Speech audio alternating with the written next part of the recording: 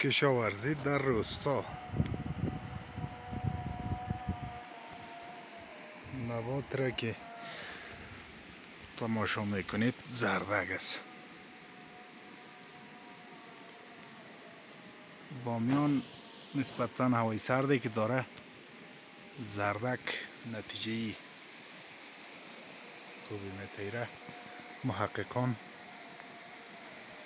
بررسی کردن که حاصلات زردک در بامیان خوب است، چرا که رشد و نموی بهتری داره به خاطر آب و هوای سرد و محیطی برابر برای رشد و نموی زردک.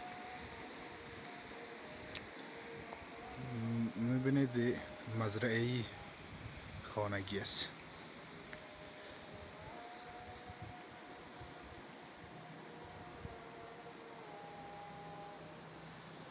تاریخ هم 1404 4/16.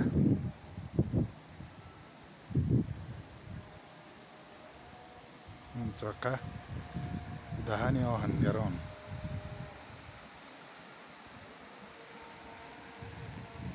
دهن آهنگران.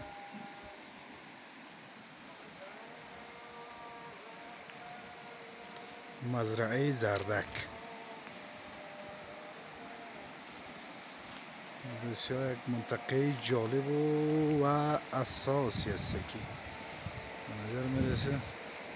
این هم نباتی نام محلیش بلدرغان است. بلدرغان، اما خاصیتی دارویی داره.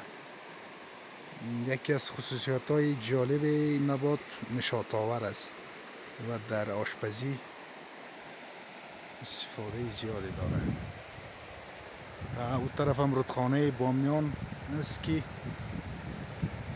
تقریبا آبش خیلی نشست کرده، چون فصل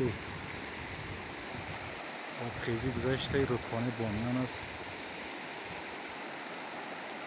قسمت های است که رودخانه آهنگران با رودخانه اصلی بامیان یکجا شده. بله، رودخانه بامیان همه تا پایین میره،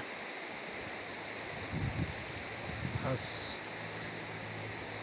دره شکاری تا برفک بالاخره به پلخمری میرسه و پلخمری را سیراب کرده و بعدا هم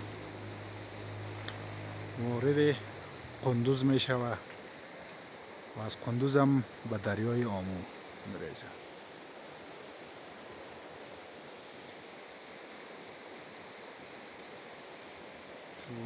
شدو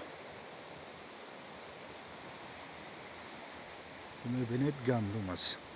این گندم هم تقریبا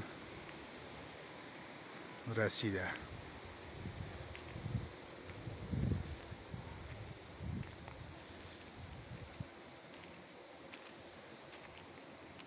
گندم نسبتاً به هر سال امسال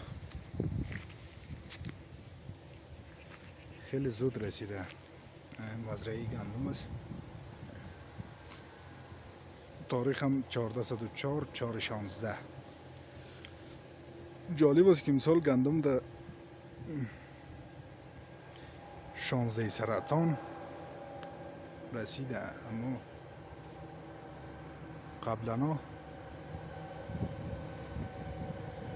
اواسط اسد، یعنی 15 تا 20 اسد گندم آماده درو می شد، اما امسال تقریبا 1 ماه پیش گندم ها آماده درو شده. خیلی جالب است. دره هم که میبینید دره آهنگران است. واقعا جای اساس و دارای رودخانه مشهوری است که بهترین آب را میگه در بامیان آهنگران داره. درست است.